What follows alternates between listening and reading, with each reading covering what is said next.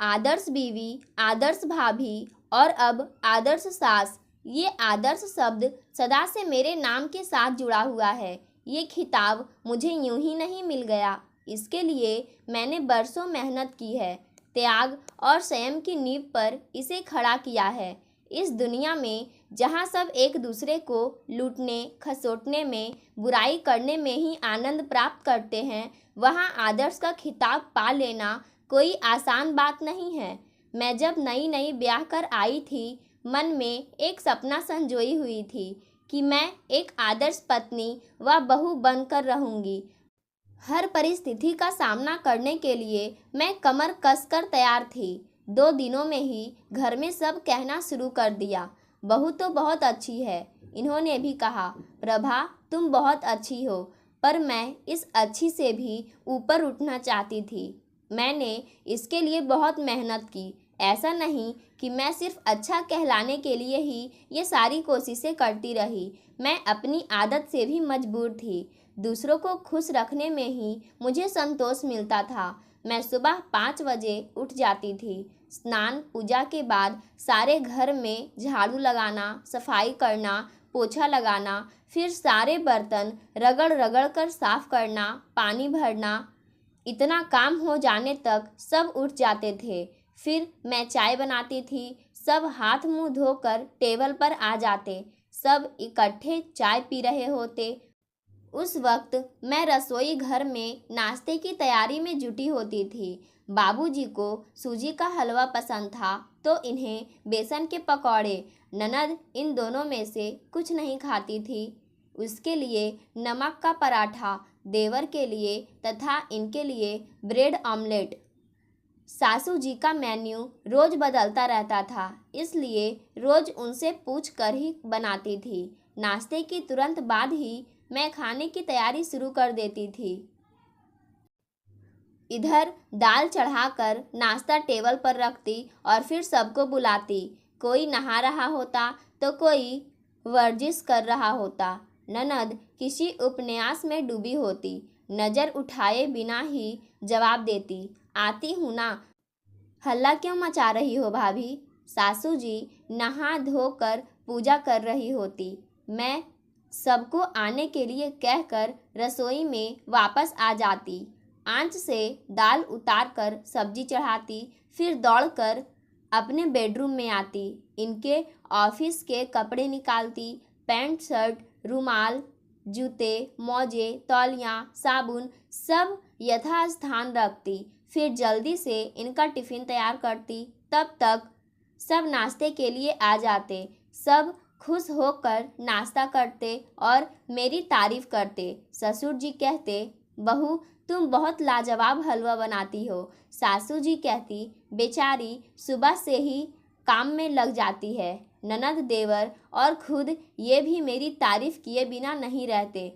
धीरे धीरे मेरे नाम से अच्छी के स्थान पर आदर्श शब्द जुड़ गया। ये नाम मुझसे छीन ना लिया जाए, इसलिए मैं निरंतर सबकी बहुत सेवा करती रहती, सबको खुश रखती। मगर इस भाग दौड़ में मैं बुरी तरह से थक जाती थी। इनके ऑफिस चले जाने के बाद सासू जी सत्संग में चली जाती, ससुर जी अपने दोस्तों से मिलने और ननद तथा देवर कॉलेज। मैं घर में अकेली रह जाती।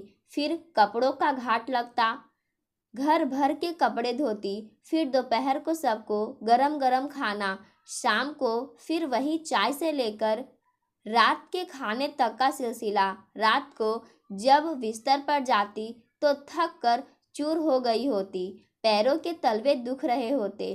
तब ये मुझसे कहते, प्रभा तुम सचमुच महान हो। घर के सारे काम तुमने अपने ऊपर ले लिए हैं। माँ और पिताजी तुमसे इतने खुश हैं कि तुम्हारा गुणगान गाते नहीं थकते। सच, मैंने अपने सपने में भी नहीं सोचा था कि मुझे तुम्हारी जैसी पत्नी मिलेगी। मेरी सारी थकान दूर हो जाती। कुछ दिन बाद मेरे पैर भारी हो गए तो भी मैं सब कुछ करती रही। सब वैसा ही चलता रहा। फिर मेरा पहला बेटा हुआ, मनोज, प्यारा सा, नन्हा सा। उसे पाकर मुझे जैसे जन्नत मिल गई। अब मेरा काम दुगना हो गया था, फिर भी मैंने कभी उफ तक नहीं की और किसी को शिकायत का मौका नहीं दिया। इस बीच मेरा स्वास्थ्य गिरता चला गया। अपना ध्यान रखने का वक्त ही कहाँ था मेरे पास। फिर 1.5 साल के बाद अंकुर हुआ, फिर रिया और फिर सागर। शादी के बाद कितने अरमान थे, कितने सपने देखा करती थी कि मैं इनके साथ कश्मीर घूम रही हूँ। दोनों बर्फ पर बच्चों की तरह दौड़ रहे हैं, एक दूसरे पर बर्फ के गोले फेंक रहे हैं, खूब हंस रहे हैं। फिल्में, सैर सपाटा, ना कोई डर ना चिंता। पर वो सब कहाँ। सपनों का नर्म बिछौना यथार्थ के कठोर धरातल पर बिछा हुआ था। मैंने कभी इनसे अपने अरमानों की बात नहीं की कि कहीं वो ये ना कहे कि इतनी जिम्मेदारियां हैं मेरे ऊपर। घूमने, सैर सपाटे, फिल्में देखने में खर्चे क्या कम होंगे। बड़ी मुश्किल से तो घर का खर्च उठाता हूँ और तुम हो कि। मैं बुरी नहीं बनना चाहती थी, इसलिए सदा चुप रही। हम दोनों कहीं भी घूमने नहीं गए। बच्चे बड़े होने लगे।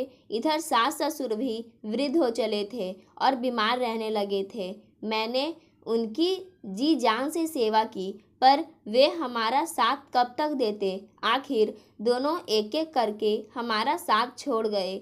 फिर हमने ननद की शादी की। मैंने अपने दहेज का सारा सामान उसे दे दिया। सब नया नया वैसा का वैसा ही रखा था, जिसे देखकर ननद रो पड़ी थी। भाभी, तुम कितनी विशाल हृदय हो। देवर को पढ़ाया लिखाया, लायक बनाया, फिर उसकी भी शादी की। भावना आई मेरी देवरानी बनकर। मैं उम्र में उससे बहुत बड़ी थी, वो मेरी इज्जत करती थी। मैंने सोचा था शायद अब मुझे थोड़ी राहत मिलेगी, पर ये क्या। उस दिन जैसे ही भावना ने रसोई में आकर सब्जी काटने के लिए चाकू उठाया, देवर जी पीछे पीछे आए और उसका हाथ पकड़कर खींचते हुए बाहर ले जाने लगे और बोले, तुम्हें खाना बनाने की कोई ज़रूरत नहीं है। भाभी के जैसा खाना तो कोई बना ही नहीं सकता। मैं तो जिंदगी भर उन्हीं के हाथ का खाना खाना चाहता हूँ।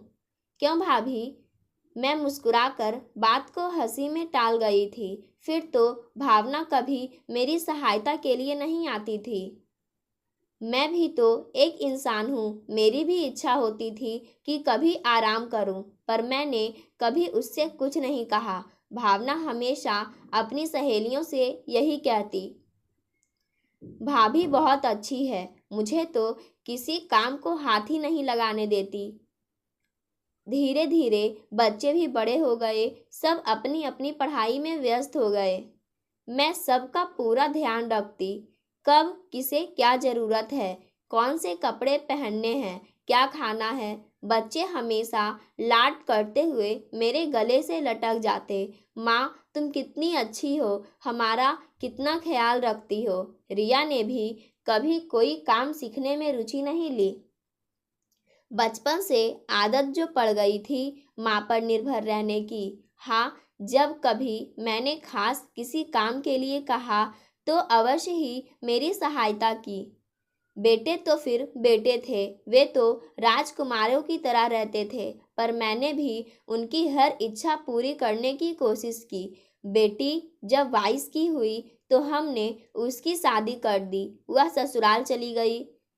बेटे नए जमाने के थे। बड़े बेटे मनोज ने अपने पसंद से अंतरजातीय विवाह किया। मैंने थोड़ी चैन की सांस ली कि अब तो मेरी बहू आ गई है। अब शायद वर्षों से चली आ रही जिंदगी की इस आपाधापी से थोड़ी राहत मिलेगी। मगर उस वक्त मेरे दुख की सीमा नहीं रही जब देवर जी की बातों को मेरे बेटे ने भी दोहराया। शादी के कुछ दिनों के बाद एक दिन प्रेरणा को काम करते देख बेटे ने बोला, ये क्या प्रेरणा, तुम काम कर रही हो। अरे तुम आराम से बैठो, अभी तो हमारे मौज मस्ती के दिन हैं। और फिर माँ है ना, उनके होते हम किसी बात की चिंता। फिर भी प्रेरणा ने कुछ बोलना चाहा था, मगर मनोज उसको पकड़कर बाहर ले गया। अब मेरा सास का भी एक आदर्श रूप बन गया था। हालांकि प्रेरणा बुरी नहीं थी, पर जब पति खुद काम करने से मना कर रहा है तो वो भी निश्चित हो गई थी। मैंने फिर भी वक्त का इंतजार किया। अंकुर और सागर की एक साथ ही शादी कर दी, पर आरती और अनुष्का भी आकर प्रेरणा के रूप में ही ढल गई।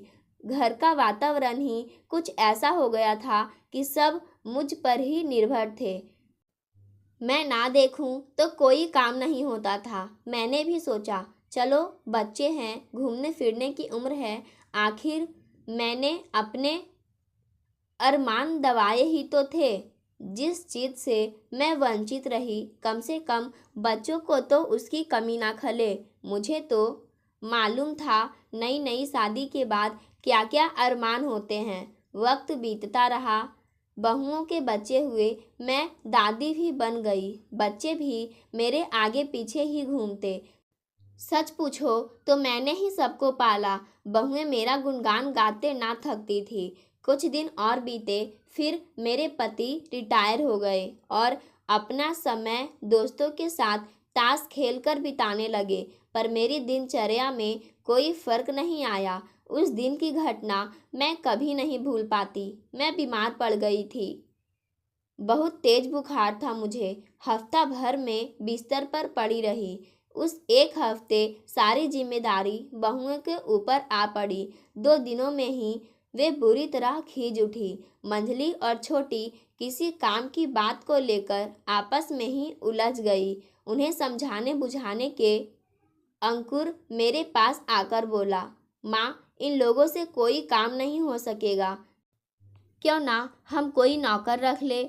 मेरी आंखों के कोर भीग गए थे। इतने वर्षों से सब कुछ मैं कर रही थी। आज जब 2 दिनों के लिए काम इन लोगों पर आ पड़ा तो नौकर रखने की बात कर रहे हैं। पर मैंने सिर्फ इतना कहा, रहने दो बेटा, जरा अच्छी हो जाऊं, 2 दिनों बाद मैं खुद ही संभाल लूंगी।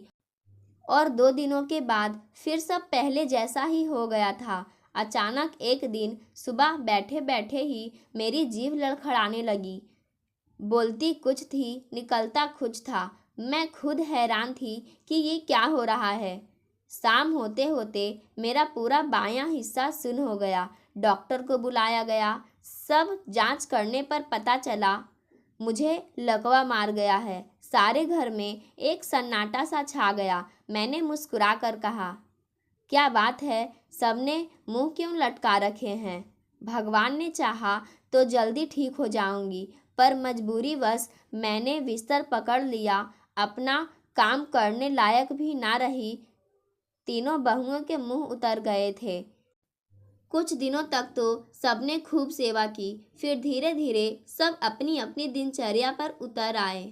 मैं सुबह से 12 बजे तक भूखी प्यासी लेटी रहती हूँ। किसी को मेरी फिक्र ही नहीं है। घर में एक तनाव सा आ गया है। तीनों बहुओं का परस्पर प्रेम प्रदर्शन अब लड़ाई झगड़े में बदल गया है। आखिर पत्नियों की तकरार से तंग आकर तीनों बेटे अलग हो गए। मेरी हालत देखकर तीनों मेरे जीते जी संपत्ति का बंटवारा चाहते हैं। सीधे मुंह कोई नहीं कह पाता, पर उनकी बातों से मुझे सब समझ में आ जाता है। बेटी भी आई मुझे देखने, पर वो तो पराए घर वाली है। कितने दिन रहती। मनोज चाहता है मैं अंकुर के पास रहूं और अंकुर चाहता है सागर के पास रहूं, और मेरे पति को भी अपना वक्त बिताना अच्छी तरह आता है। रात को अक्सर पूछते हैं, प्रभा, कोई तकलीफ हो तो बता देना। शारीरिक तकलीफ तो मैं सह सकती हूँ, पर मुझे इस रोग ने जिंदगी के यथार्थ से वाकिफ करा के जो मानसिक अशांति दी है वो मेरी सहन शक्ति से बाहर है। आज मुझे यह महसूस हो रहा है कि इस आदर्श शब्द से मैं वर्षों छली गई हूँ। मेरे अच्छे होने का फ़ायदा घर के एक एक सदस्य ने उठाया है। मैं मृग मरीचिका सी आदर्श के पीछे भागती रही और सबने मेरी इस कमजोरी का फ़ायदा उठाया। जीवन मैंने हमेशा दूसरों के लिए जिया है, और आज जब मैं जीवन के इस मुश्किल कगार पर खड़ी हूँ तो सारे चेहरे मुझे अजनबी से लग रहे हैं। क्या मेरे 3 बेटे, बहुएं, पोते पोतियां, बेटी, देवर देवरानी ये सब मिलकर मुझ अकेली का बोझ नहीं उठा सकते? हर बेटा चाहता है कि माँ को दूसरा बेटा ले जाए। बेटी ससुराल की दुहाई देकर चली गई, ये भी मेरे पास बैठकर अपना वक्त बर्बाद नहीं करना चाहते। कितना मतलबी है ये इंसान, सिर्फ अपने सुख देखता है। आज एक प्रश्न मुझे बार बार परेशान कर रहा है, क्या अपना जीवन दूसरों के लिए जीकर मैंने गलती की, या फिर ये सब अपने कर्तव्य भूल गए हैं? किसी के लिए ज़रूरत से ज़्यादा उपलब्ध रहने की सज़ा आज मुझे मिल ही गई। पाठकों, आज की कहानी यहीं समाप्त होती है। धन्यवाद।